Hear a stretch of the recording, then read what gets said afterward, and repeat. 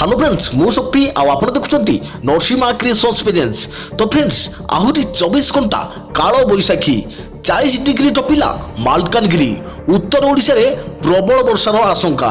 तो फ्रेंड्स आज भिडियो मु आपको पाणीपाग विषय जनवाक जाऊँगी जहाँकि आहरी 24 घंटा काल बैशाखी रही 40 डिग्री टपी जाइए मालकानगिरी उत्तर ओडिशा रे प्रबल वर्षार आशंका। तो केउ जिले में प्रबल वर्षार आशंका एवं केउ जिले में वज्रपातर आशंका आसतु आज भिडियो फुल डिटेल्स जानिबा। ता पूर्व आपण मानकु गोटे रिक्वेस्ट वीडियो को गोटे लाइक करंतु एवं सांगसाथी समस्त को शेयर कर जणै दियंतु।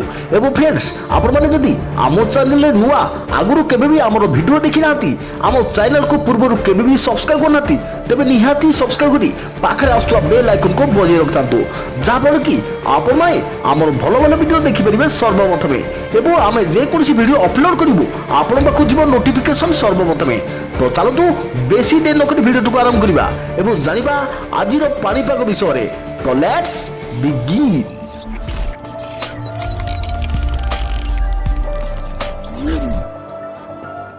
तो फ्रेंड्स मंगलवार सकाळ पर्यंत ओडिशा उपरे काल बैशाखी आशंका रही। एही समय मध्यरे केन्दुझरु केन्द्रापड़ा हेउ अथवा बरगड़रु बालेश्वर पर्यंत सबुठी काल बैशाखी प्रभाव रहिबो। उत्तर ओडिशा रे प्रबल वर्षा हेबार आशंका रही। गोटे दुईटी स्थान में 30 मिलीमीटर रु अधिक वर्षा होई पारे।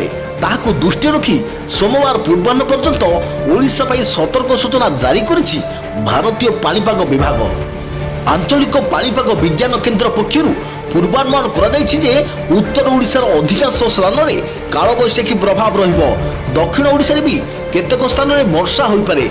विशेषकर सुंदरगढ़ केन्दुझर मयूरभंज बालेश्वर भद्रक जाजपुर झारसुगुड़ा संबलपुर देवगढ़ अनुगुल ढेंकानाल रे घड़घड़ी सह वर्षा हेबो। एतिसह कटक केन्द्रापड़ा बरगड़ झारसुगुड़ा कलाहांडी कंधमाल नयागढ़ खोर्धा जिले में वज्रपातर आशंका रही। ताहाकु दृष्टि रखी जो अंचल में झड़ वर्षार आशंका रही प्रति 3 रु 5 घंटा व्यवधान में सतर्क सूचना जारी कराଯାଉଛି। आसंता 24 घंटा मध्य सुंदरगढ़ केन्दुझर मयूरभंज बालेश्वर भद्रक जाजपुर जिले में प्रबल वर्षा हो पारे। यहाँ पर उपकूल ओडिशा रे काल बैशाखी प्रभाव लगी रहे बोली कुहा जाइछि। अन्य पक्षरे गतकाली दिन सर्वोच्च तापमात्रा रेकर्ड भांगी। प्रथम थर पर चलित वर्षर सर्वोच्च तापमात्रा मालकानगिरी रे 40 डिग्री रेकर्ड होइछि। एतिसह 11टी शहर रे सर्वोच्च तापमात्रा 35 डिग्री ऊपर को चली जाइछि।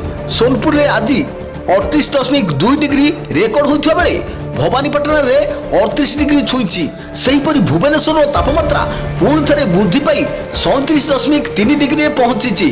गत 24 घंटा मध्य केन्दुझर संबलपुर बलांगीर समेत भुवनेश्वर कटक केतक स्थान में झड़ वर्षा होइछि। तो आउरी 72 घंटा काल बैशाखी कारण एही सब जिले में प्रबल वर्षा सहित वज्रपातर आशंका रही।